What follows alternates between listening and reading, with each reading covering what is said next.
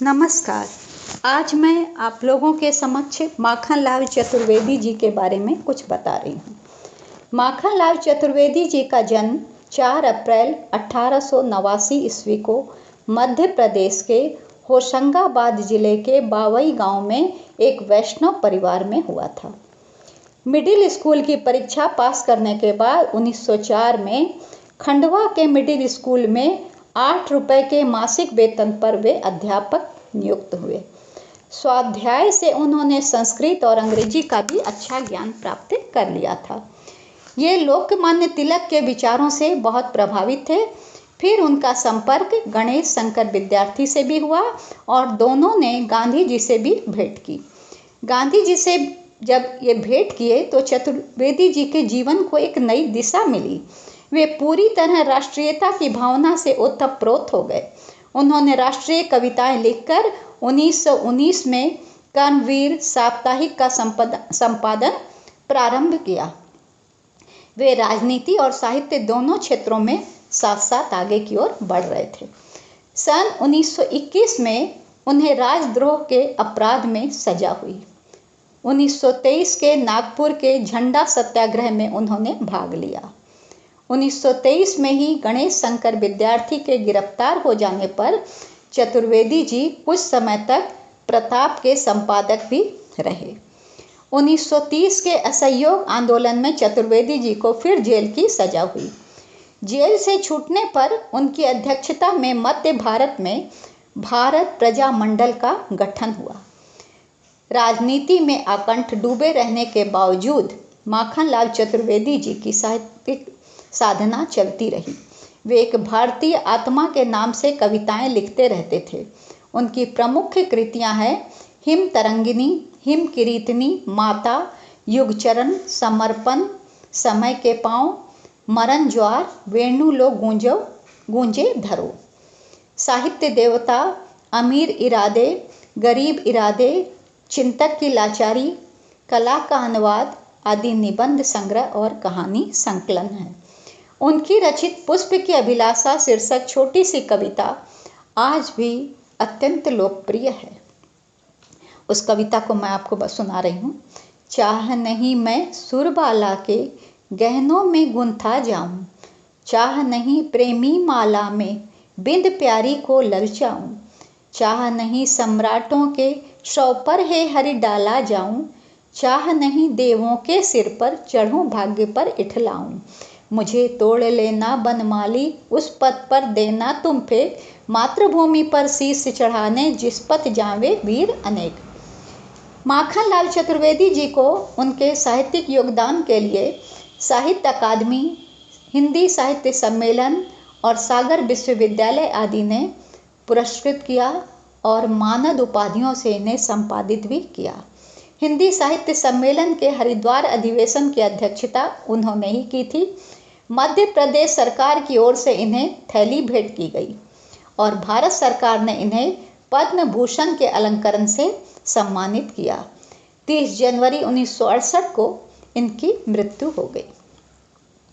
वे एक ख्याति प्राप्त लेखक, कवि और वरिष्ठ साहित्यकार के रूप में जाने जाते हैं। इनके नाम पर पत्रकारिता को समर्पित एशिया की पहली university Makhanlal Chaturvedi national university of journalism and communication का नाम रखा गया। ये इनका सम्मान ही था। विलक्षण बहुमुखी प्रतिभा के धनी पंडित माखनलाल चतुर्वेदी जी ने कर्म, वाणी और लेखनी की विपुल निधि से देश, समाज और मानवता के लिए जो साधना की वह सचमुच अजर अमर है। कलम के इस कर्मवीर योद्धा ने अपनी लेखनी के प्रताप से कर्म के बल पर विजय प्राप्ति का मार्ग प्रशस्त किया। देश की आज़ादी और राम राज्य की कल्पना के अनुरूप समाज रचना के लक्ष्य के प्रति उनके जीवन की हर सांस संपूर्णतः समर्पित थी। अहिंसा आंदोलन में सक्रिय भाग लेकर अंग्रेजी राज के कारागृहों की यातनाएं उन्होंने वर्षों तक सही। कारावास के कष्टों ने उनके कवि मन को गहरी अनुभूतियां दी, साहित्य चेतना को नए आयाम दिए और पत्रकारिता को तीखे तेवर दिए। वे अपने दायित्व बोध को बखूबी समझते थे और उन्हें पूरा भी करने की पूरी कोशिश करते थे। प्रभा के संपादकीय में उन्होंने लिखा था, संपादन उत्थान मार्ग को स्पष्टता से दिखलाने वाले हैं। उनके द्वारा समाज बहुत कुछ कर चुका है और बहुत कुछ करेगा।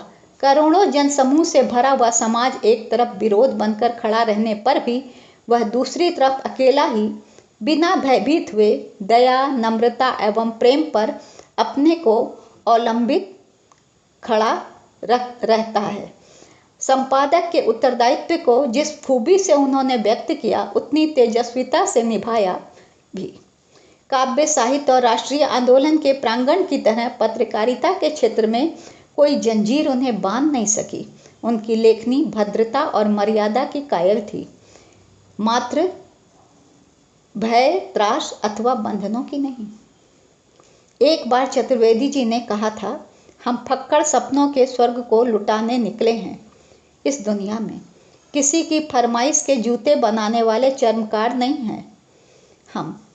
यह निर्भीक बेलौस फक्कड़ता ही उनकी प्रलय के व्यापार वाली पत्रकारिता, प्रतिदान से निरपेक्ष पत्रकारिता के मूल में थी। प्रभा तथा प्रताप का संपादन बड़ी यशस्विता से उन्होंने किया। उन्होंने कर्मवीर पत्रकारिता का भी संपादन बड़े अच्छे ढंग से किया। वे प्रख्यात कवि और साहित्यकार थे, परंतु अपने कवि और साहित्यकार को उन्होंने अपने पत्रकार पर हावी नहीं होने दिया। कर्मवीर में एक बार उन्होंने लिखा था, इस समय हम अपने गरीब किसान और मजदूर भाइयों का स्मरण कर रहे हैं। देश उनका है और देश की स्वाधीनता उनकी होगी। कर्मवीर दुखियों की आवाज़ से भरा रहने के लिए है।